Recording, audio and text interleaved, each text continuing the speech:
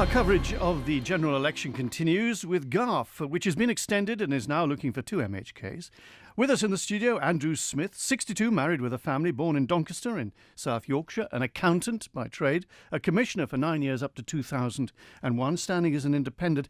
Good morning to you. Good morning, John. You say you feel the time is right now for you to stand for the election. Has it anything to do with the fact there are 2 seats available, and last time you stood in 95, Mr. Roden took over 90% of the vote? You were left trading behind a great deal. I was in that day, and no, I just feel that the current climate requires someone with a wealth of experience, someone that's worked within government as well as without government, and so that's why I wish to put myself forward. And the analytical brain of an accountant. The analytical brain of an accountant and the hands-on experience of a business professional.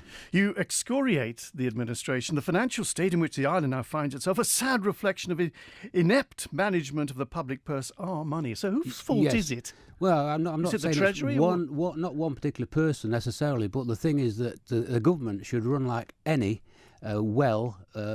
budget of a household or business.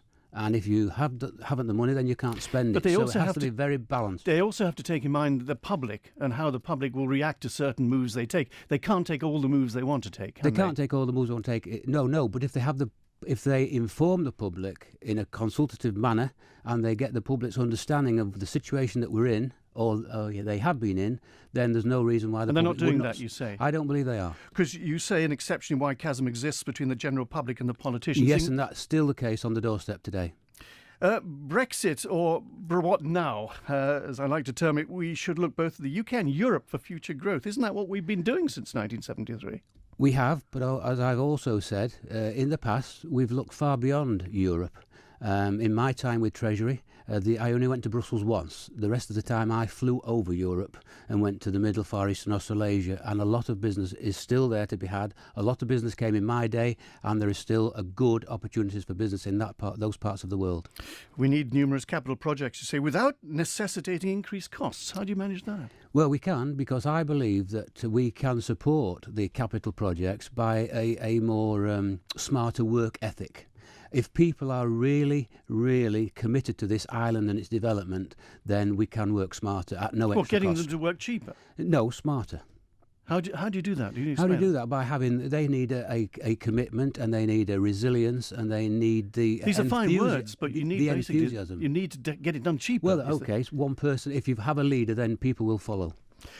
Iris work for Baldrine and Laxey. Yes. Needs commitment. Obviously, still waiting for that, It's been waiting ever since I was on the commissioners, and Steve Roden will mention that also. And the thing is that it's now Laxey and Garff, we are the ones that are we still have to pay the charge, and it's straight into the sea with not even primary screening. Your problem is you have rock underneath, which is a wonderful thing to have. It stops the sea chipping away at you. It makes it more difficult. It makes it more difficult, but the challenge is there. We're paying the money for it, so please let's see some action. And staying with the sea, obviously, flood work. Yes. The bridge.